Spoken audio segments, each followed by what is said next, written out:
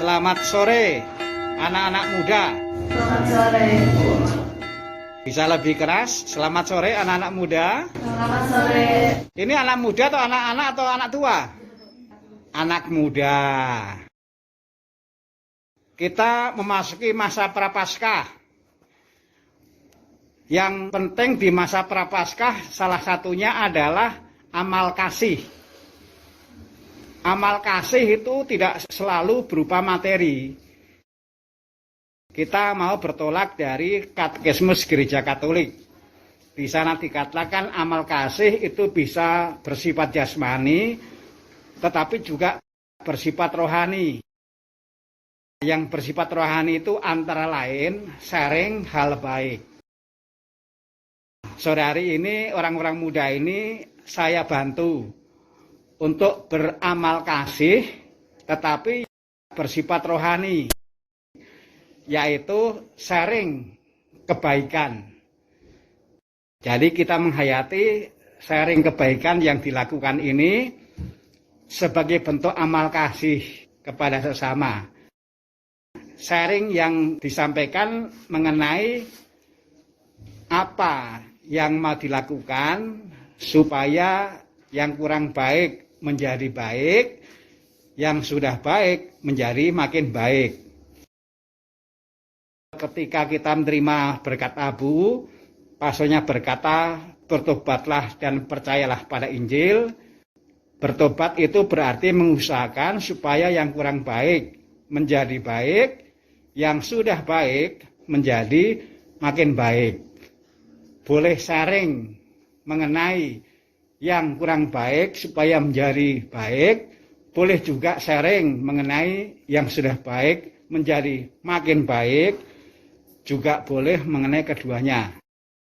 Cukup jelas? Santai saja. Ini anggap saja ngobrol dengan temannya. Saya kan temanmu. Saya itu temanmu, kita ini berteman dalam Yesus Kristus. Mau dari siapa dulu? Baik. Di tahun ini, tahun 2022, kendala yang saya hadapi ini rasa malas. Jadi di masa prapaskah ini saya ingin melawan rasa malas itu dengan cara misalnya membantu orang tua, terus mengerjakan PR tepat waktu kayak gitu. Ya, jadi yang diniati di masa prapaskah ini mengalahkan rasa malas. Ya. Entah dalam hal belajar, entah dalam hal membantu orang tua. Ya. Ya, bagus. Terima kasih. Terima kasih. Apa yang mau dikerjakan di masa prapaskah ini? Lebih menjadwalkan kegiatan, terus lebih mendekatkan diri kepada Tuhan karena saya suka lupa juga untuk berdoa.